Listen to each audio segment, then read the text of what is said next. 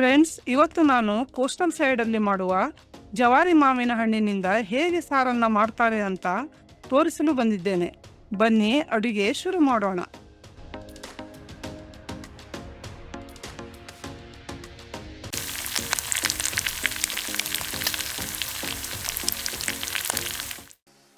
ನೋಡಿ ಫ್ರೆಂಡ್ಸ್, ಸಾರನ್ನು ಮಾಡಲಿಕ್ಕೆ ಇಷ್ಟು ಹಣ್ಣನ್ನು ತಗೊಂಡಿದ್ದೀನಿ. ಈ ಥರ ಚಿಕ್ಕ ಚಿಕ್ಕ ಸೈಜಲ್ಲಿ ಇರಬೇಕು. ನೋಡಿ, ಇದರ ತುಂಬು ಹೀಗೆ ಕಟ್ ಮಾಡಿದ್ದೀನಿ. ನೀವು ಕೂಡ ಇದೇ ಥರ ಕಟ್ ಮಾಡಿ ತಗೊಳ್ಳಿ, ಏಕೆಂದರೆ ಇದಕ್ಕೆ ಸೊನೆ ಇರುತ್ತೆ. ಈಗ ಒಂದೊಂದಾಗಿ ಹಣ್ಣಿನ ಸಿಪ್ಪೆಯನ್ನು ತೆಗೆಯೋಣ. ವೀಕ್ಷಕರೇ, ನಮ್ಮ ಚಾನೆಲ್ಗೆ ನೀವು ಫಸ್ಟ್ ಟೈಮ್ ವಿಸಿಟ್ ಮಾಡಿದ್ದಾದರೆ ವಿಡಿಯೋನ ಲೈಕ್, ಶೇರ್ ಹಾಗೂ ಚಾನಲನ್ನು ಸಬ್ಸ್ಕ್ರೈಬ್ ಮಾಡಲು ಮರೆಯಬೇಡಿ. ಹಾಗೂ ಪಕ್ಕದಲ್ಲಿರುವ ಬೆಲ್ ಐಕನನ್ನು ಕೂಡ ಕ್ಲಿಕ್ ಮಾಡಿ. ಅದರಿಂದ ನಾವು ಬಿಡುವ ಹೊಸ ರೆಸಿಪಿಯ ನೋಟಿಫಿಕೇಷನ್ ನಿಮಗೆ ಬರುತ್ತೆ. ನೋಡಿ, ಎಲ್ಲ ಹಣ್ಣುಗಳು ಸುಲಿದಾಗಿದೆ. ನೋಡಿ, ಸುಲಿದ ಸಿಪ್ಪೆಯಲ್ಲಿ ಈ ಥರ ಪಲ್ಪ್ ಇರುತ್ತೆ. ಅದನ್ನು ಕೂಡ ನೀರನ್ನು ಹಾಕಿ ಕೈಯಿಂದ ಹೀಗೆ ಪ್ರೆಸ್ ಮಾಡಿ ತೆಗಿಬೇಕು.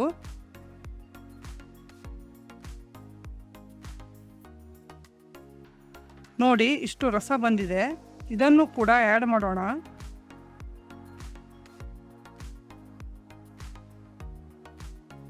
ನೆನಪಿಡಿ, ಇದೇ ಪ್ರೊಸೆಸನ್ನು 1 ರಿಂದ 2 ಸಾರಿ ಮಾಡಬೇಕಾಗುತ್ತೆ.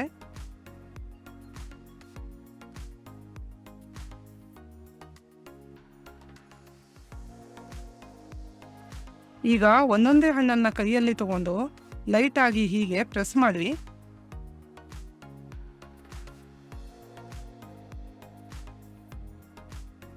ರುಚಿಗೆ ತಕ್ಕಷ್ಟು ಬೆಲ್ಲ, ರುಚಿಗೆ ತಕ್ಕಷ್ಟು ಉಪ್ಪು, 3 ಕಡ್ಡಿ ಕರಿಬೇವಿನ ಎಲೆ. ಇಲ್ಲಿ ನಾನು ಒಗ್ಗರಣೆಗೆ ಹಾಕೋ ಬದಲು ಇದಕ್ಕೆ ಸೇರಿಸ್ತಾ ಇದ್ದೀನಿ. ರುಚಿ ಚೆನ್ನಾಗಿ ಬರುತ್ತೆ. ಇಲ್ಲಿ ನಾನು ಹುಣಸೆ ಹಣ್ಣಿನ ಪಲ್ಪನ್ನು ತೆಗೆದು ಹಿಂಡಿಕೊಂಡು ಇಟ್ಕೊಂಡಿದ್ದೀನಿ. ಏನಕ್ಕಂದರೆ ಈ ಹಣ್ಣು ತುಂಬ ಸಿಹಿ ಇದೆ, ಹುಳಿ ಅಂಶ ಇಲ್ಲ ಇದರಲ್ಲಿ. ಈ ಹಣ್ಣು ಆ್ಯಕ್ಚುಲಿ ಹುಳಿ ಮತ್ತು ಸಿಹಿ ಎರಡೂ ಇರೋ ಹಣ್ಣನ್ನು ತೊಗೋಬೇಕಾಗಿತ್ತು. ನನಗೆ ಆ ಥರದ ಹಣ್ಣು ಸಿಗಲಿಲ್ಲ. ಈಗ ಅದಕ್ಕೆ ನಾನು ಒಂದು ಸ್ವಲ್ಪ ಹುಳಿ ಬರಲಿಕ್ಕೋಸ್ಕರ ಹುಣಸೆ ಹಣ್ಣಿನ ರಸನ ನಾನು ನೋಡಿ ಮಿಕ್ಸ್ ಮಾಡ್ಕೋತೀನಿ. ಪೂರ ಹಾಕ್ಕೋತಿಲ್ಲ, ಕಡೆಯಲ್ಲಿ ಒಂದು ಸ್ವಲ್ಪ ಬೇಕನ್ನಿಸಿದರೆ ಹಾಕ್ಕೋತೀನಿ. ಈಗ ಇದನ್ನು ಒಲೆ ಮೇಲೆ ಕುದಿಯಲು ಇಡೋಣ.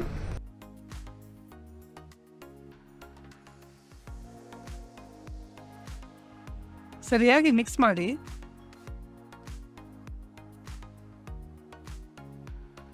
ಈ ಸಮಯದಲ್ಲಿ ನಾವು ಮಸಾಲೆ ಪೇಸ್ಟನ್ನು ರೆಡಿ ಮಾಡ್ಕೋಬೇಕು. ಇಲ್ಲಿ ನಾನು ಅರ್ಧ ಬಟ್ಲು ತೆಂಗಿನ ತುರಿಯನ್ನು ತೊಗೊಂಡಿದ್ದೀನಿ. ಮಾವಿನಕಾಯಿಯ ಕ್ವಾಂಟಿಟಿ ಜಾಸ್ತಿ ಇರೋದ್ರಿಂದ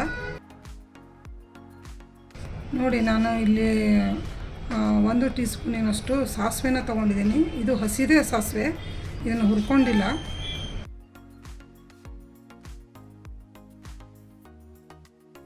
ಇಲ್ಲಿ ನಾನು 5 ಗುಂಟೂರು ಹಾಗೂ 2 ಬ್ಯಾಡಗಿ ಮೆಣಸಿನಕಾಯಿಯನ್ನು ತಗೊಂಡು ನೆನೆಸಿಟ್ಟಿದ್ದೆ, ಗ್ರೈಂಡ್ ಮಾಡಲಿಕ್ಕೆ ಈಸಿ ಆಗಲಿ ಅಂತ.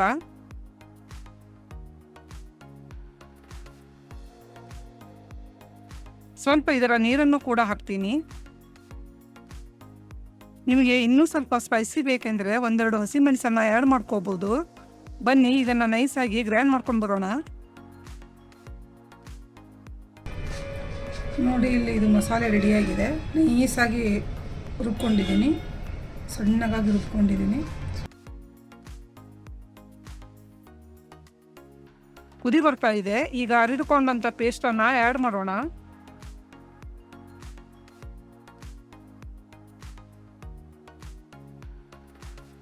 ಸ್ವಲ್ಪ ಮಸಾಲೆ ನೀರನ್ನು ಹಾಕ್ತಾ ಇದ್ದೀನಿ.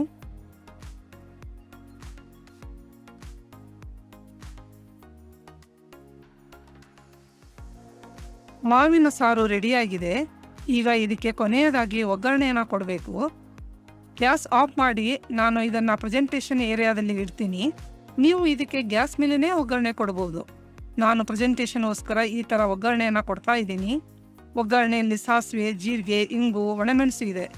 ಫ್ರೆಂಡ್ಸ್, ಈ ಕೋಸ್ಟಲ್ ಏರಿಯಾದ ಹುಳಿ ಸಿಹಿ ಬ್ಯಾಲೆನ್ಸ್ ಆಗಿರುವಂಥ ಈ ಸಾರನ್ನು ಮನೆಯಲ್ಲಿ ಮರೆಯದೇ ಒಮ್ಮೆ ಟ್ರೈ ಮಾಡ್ತಿರಲ್ಲ. ಹಾಗಿದ್ದರೆ ಮತ್ತೊಮ್ಮೆ ಮುಂದಿನ ಸಂಚಿಕೆಯಲ್ಲಿ ಸಿಗೋಣ. ಅಲ್ಲಿವರೆಗೂ ಟೇಕ್ ಕೇರ್, ಬಾಯ್.